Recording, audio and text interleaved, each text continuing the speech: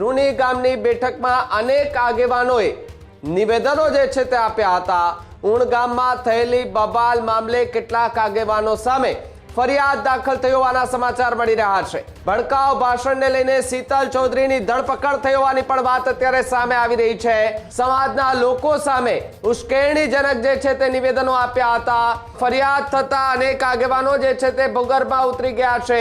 શીતલ ચૌધરી આક્રમક રીતે ભડકાઉ ભાષણ જે છે તે કરતા દેખાયા હતા।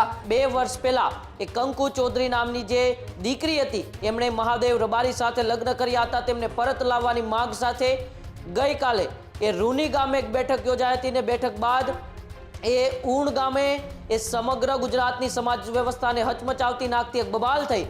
આ ઘટના સામે આવતા જ સમગ્ર ગુજરાતની અંદર એ ચર્ચાઓ તેજ થઈ હતી કે કેમ ચૌધરી સમાજ અને રબારી સમાજ વચ્ચે આ બબાલ થઈ।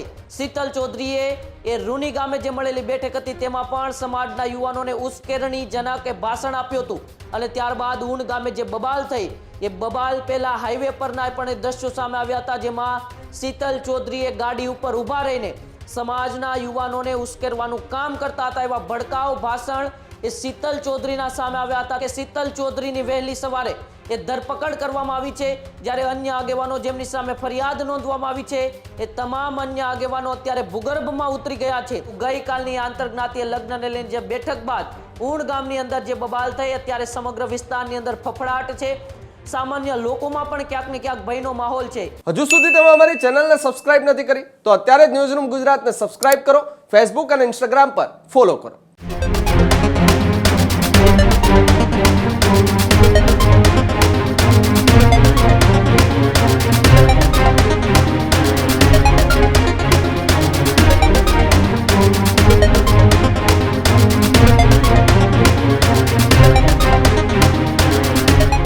બનાસકાંઠાના ઉણ ગામે ગઈકાલે થયેલી બબાલ મામલે સૌથી મોટા સમાચાર અત્યારે મળી રહ્યા છે। રૂની ગામની બેઠકમાં અનેક આગેવાનોએ નિવેદનો જે છે તે આપ્યા હતા। શીતલ ચૌધરી સહિતના જે મહિલા આગેવાનો છે તે પણ હાજર હતા। ઉણ ગામમાં થયેલી બબાલ મામલે કેટલાક આગેવાનો સામે ફરિયાદ દાખલ થઈ હોવાના સમાચાર મળી રહ્યા છે। ભડકાઉ ભાષણને લઈને શીતલ ચૌધરીની ધરપકડ થઈ હોવાની પણ વાત અત્યારે સામે આવી રહી છે। મંચ પરથી અને હાઈવે પરથી આપ્યા હતા અનેક નિવેદન। સમાજના લોકો સામે ઉશ્કેરણીજનક જે છે તે નિવેદનો આપ્યા હતા। શીતલ ચૌધરી સહિત અનેક આગેવાનો સામે પોલીસ ફરિયાદ દાખલ થઈ છે। ફરિયાદ થતા અનેક આગેવાનો જે છે તે ભૂગર્ભમાં ઉતરી ગયા છે। ચૌધરી સમાજની દીકરીને લેવા એ લોકો જે છે તે ઉણગામ ખાતે પહોંચ્યા હતા। ઉણગામ ખાતે પહોંચ્યાની સાથે જ ત્યાં બબાલ જે છે તે થઈ હતી। એ દરમિયાન પણ શીતલ ચૌધરી આક્રમક રીતે ભડકાઉ ભાષણ જે છે તે કરતા દેખાયા હતા। આ પ્રકારના આરોપો પણ રબારી સમાજના આગેવાનો લગાવતા જોવા મળ્યા હતા કે ત્યાં બેઠકમાં કેટલાક એવા લોકો હતા કે જે સમાજના લોકોને ભડકાવી રહ્યા હતા। ભડકાઉ ભાષણ કરી અને સમાજને ઉશ્કેરવાના પ્રયાસ કરી રહ્યા હતા કે આવી ઘટના બને નહીં, પરંતુ છતાંય બની અને આને લઈ અને હવે ફરિયાદ જે છે તે દાખલ થઈ છે। ખજારના ટોળા સામે પણ એ ફરિયાદ દાખલ થઈ છે।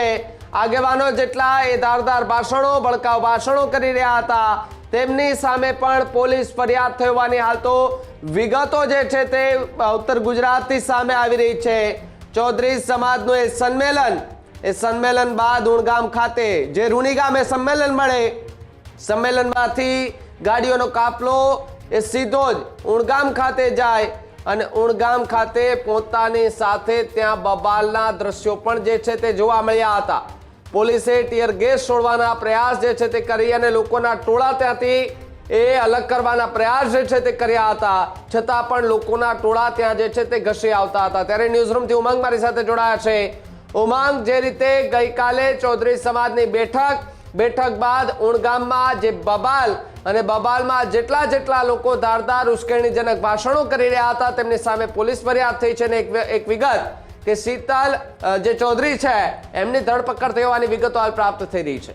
જી બિલકુલ ભાવિક, વાત કરવામાં આવે તો છેલ્લા 3-4 મહિનાથી ગુજરાતની અંદર આંતરજ્ઞાતીય લગ્નનો જે મામલો છે એ ખૂબ ચર્ચામાં છે અને ઉત્તર ગુજરાતની અંદર કિંજલ રબારીના ઘરે પરત આવ્યા બાદ ચૌધરી સમાજ પણ મેદાને આવ્યો હતો કે તેમની એ 2 વર્ષ પહેલા એ કંકુ ચૌધરી નામની જે દીકરી હતી એમણે મહાદેવ રબારી સાથે લગ્ન કર્યા હતા. તેમને પરત લાવવાની માંગ સાથે ગઈકાલે એ રૂની ગામે એક બેઠક યોજાઈ હતી ને બેઠક બાદ એ ઊણ ગામે એ સમગ્ર ગુજરાતની સમાજ વ્યવસ્થાને હચમચાવતી નાખતી એક બબાલ થઈ, જેમાં 2 સમાજ આમને સામને આવી ગયા. મોટી સંખ્યાની અંદર ગાડીઓની એ તોડફોડ થઈ, ટોળાઓ એ રસ્તા ઉપર ઉતરી આવ્યા અને 2 જિલ્લાની પોલીસના કાફલાને ત્યાં ઘટના સ્થળે પહોંચવું પડ્યું ને સમગ્ર મામલાને થાળે પાડવા એ કાર્યવાહી કરવી પડી. આ ઘટના સામે આવતા જ સમગ્ર ગુજરાતની અંદર એ ચર્ચાઓ તેજ થઈ હતી કે કેમ ચૌધરી સમાજ અને રબારી સમાજ વચ્ચે આ બબાલ થઈ. ત્યારે એક બાદ એક દ્રશ્યો સામે આવ્યા, એક બાદ એક નિવેદનો સામે આવ્યા. તેમાં જે રૂની ગામે ચૌધરી સમાજની મહાબેઠક મળી હતી, બેઠકની અંદર પણ અમુક આગેવાનોએ ભડકાઉ ભાષણ કર્યા હતા અને તેમાં સૌથી મોખરે નામ હતું શીતલ ચૌધરી.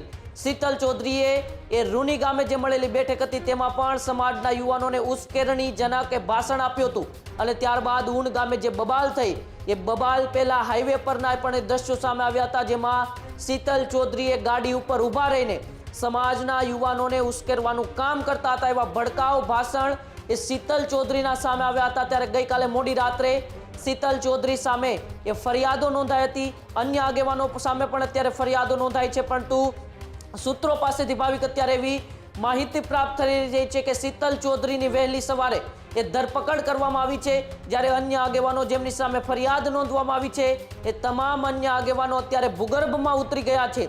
એમાં ઘણા આગેવાનોના નામ છે, પછી રમેશ ચૌધરી હોય, દિલુ ચૌધરી હોય કે અન્ય કોઈ આગેવાનો હોય, જેમના ઉપર આરોપો છે કે તેમણે એ રૂની ગામની મહાબેઠકની અંદર ભડકાઉ ભાષણ કર્યા હતા, સમાજના યુવાનોને ઉશ્કેરવાનું કામ કર્યું હતું. પરંતુ તેમાં સૌથી મોખરે નામે શીતલ ચૌધરીનું હતું, કારણ કે શીતલ ચૌધરીએ એ ઊણ ગામની બબાલ પહેલા પણ હાઈવે પર ઊભા રહીને સમાજના યુવાનોને ઉશ્કેરવાનું, સમાજના યુવાનોને એ ભડકાવાનું અને આ ગુજરાતની શાંતિવાળી સમાજ વ્યવસ્થાને ક્યાંક ને ક્યાંક દોડવાના જે ભાષણો કર્યા હતા, જે નિવેદનો આપ્યા હતા, તેને લઈને હવે ગુજરાત પોલીસ અને સાથે સાથે એ બનાસકાંઠા અને વાવ થરાદની જિલ્લા પોલીસ અને ત્યાંના રેન્જ આઈજીથી લઈને તમામ પોલીસ અધિકારીઓએ તપાસના આદેશ ગઈકાલે જ આપી દીધા હતા અને અત્યારે સૂત્રો પાસેથી એવી માહિતી મળી રહી છે કે શીતલ ચૌધરીની ધરપકડ થઈ ચૂકી છે.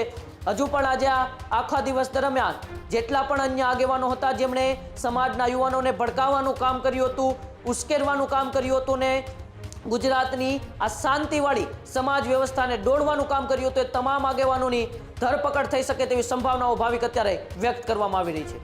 બિલકુલ, જે રીતે ઉમંગ આખી ઘટના બની, ઘટનામાં પણ જે 1000થી વધારે જે લોકોનું ટોળું હતું તેની સામે પણ ફરિયાદ જે છે તે દાખલ કરવામાં આવી છે અને જે પ્રમાણે હાલ કયા પ્રકારનો માહોલ અત્યારે જોવા મળી રહ્યો છે, શું ત્યાંથી વિગતવાર પ્રાપ્ત થઈ રહી છે?